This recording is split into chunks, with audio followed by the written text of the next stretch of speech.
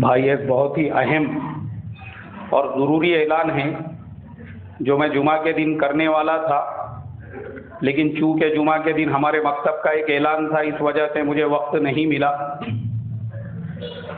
دیکھو، آج سے تقریباً ایک 10-12 دن پہلے کی بات ہے، ناسک میں ایک مسلمان کو دفن کرنے کے لیے قبرستان میں قبر کھودی جا رہی تھی۔ اچانک ایک پرانی قبر جو ہے وہ بازو میں کھل گئی۔ وہ جو پرانی قبر تھی وہ تقریباً 27 سال پرانی تھی۔ جب وہ قبر کھدی تو قبر کھودنے والوں نے اور وہاں پہ موجود لوگوں نے دیکھے کہ وہ آدمی جس کو 27 سال پہلے دفن کیا گیا تھا وہ اپنی قبر میں ویسا ہی رکھا ہوا ہے جیسا کہ اس کو ابھی چند گھنٹوں پہلے دفن کیا گیا تھا۔ اب قبرستان کے جو ذمہ دار لوگ ہیں وہ رجسٹر وغیرہ لے کر آئے، چیک کیے کہ بھئی یہ جگہ پہ یہ قبر میں کس کو دفن کیا گیا ہے۔ تحقیقات کیے تو 27 سال پہلے مرحوم عبدالرؤف کوکنی نام کے ایک صاحب کو وہاں پہ دفن کیا گیا تھا، جو ماشاءاللہ دیندار تھے، نمازوں کے پابند تھے، سود سے، حرام سے، شراب سے اور تمام حرام چیزوں سے اپنے آپ کو محفوظ رکھتے تھے اور اللہ کے حکموں پر اور حضور کے طریقے پر چلتے تھے۔ لوگوں نے ان کے بارے میں ایسا کہا اور پھر میڈیا کے لوگ وہاں پر پہنچے، بہت سو نے ان کی تصویریں بھی لی، خود میرے پاس موبائل میں بھی ان کی تصویر ہے۔ اور میں نے پہلے تحقیق کیا، یعنی 10 دنوں تک میں نے تحقیق کیا کہ آپ کو اعلان کرنے سے پہلے یا دوسرے لوگوں کو بیان میں بولنے سے پہلے یہ کنفرم کروں کہ یہ نیوز ہے یا نہیں ہے، کیونکہ انقلاب نیوز پیپر میں بھی یہ نیوز آئی، کچھ مراٹھی نیوز پیپرز کے اندر بھی آئی، ان کی بھی کٹنگ ہے میرے پاس میں۔ لیکن پرسنل میں نے ناسک کے کچھ پہچان والے لوگوں کو فون کر کے تحقیق کیا کہ بھئی ایسا حادثہ تمہارے شہر میں پیش آیا کیا؟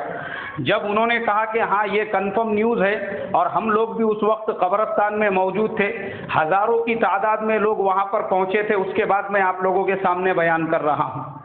یہ واقعے سے ہم تمام لوگوں کو کیا عبرت ملتی ہے؟ اس واقعے سے ہم تمام لوگوں کو 2 طرح کی عبرت ملتی ہے۔ پہلی عبرت تو ان لوگوں کو ملتی ہے جو قبر کے عذاب کے منکر ہے۔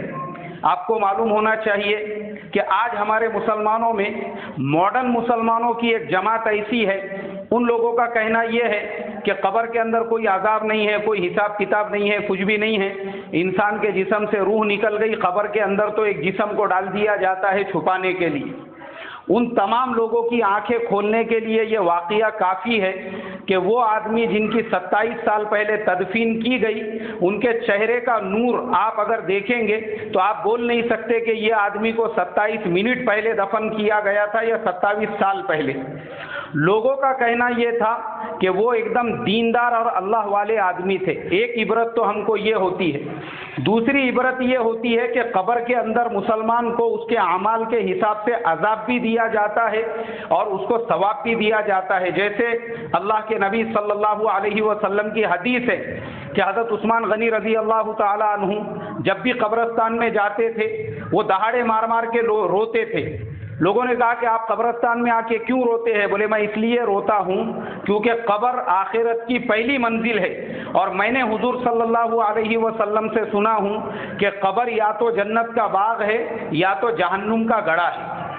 اب میرے محترم بزرگوں، اللہ تعالیٰ نے یہ جو زندگی مجھے اور آپ کو دیے ہوئی ہے، 50 سال کی، 60 سال کی، 70 سال کی مختصر جو دنیا کی زندگی ہے، یہ تمہارے اور میرے اوپر ڈیپینڈ کرتا ہے۔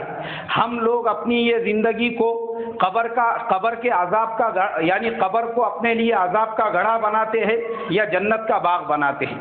یہ نمونہ ہمارے سامنے ہے۔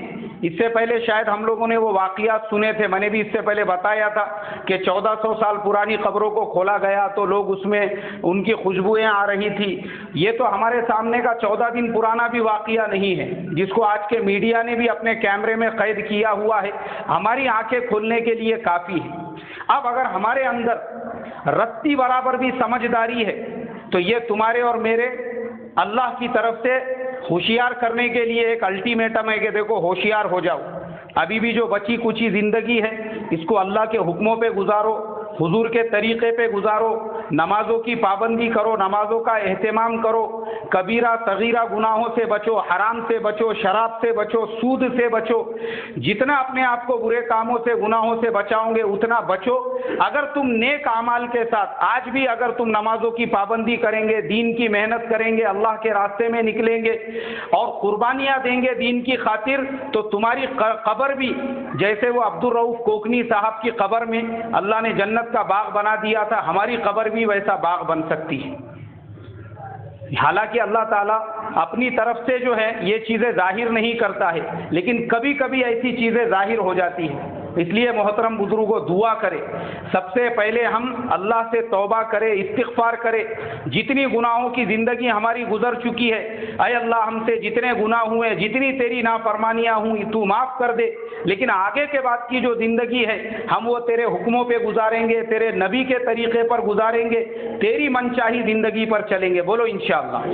اللہ مجھے آپ کو عمل کی توفیق عطا فرمائے۔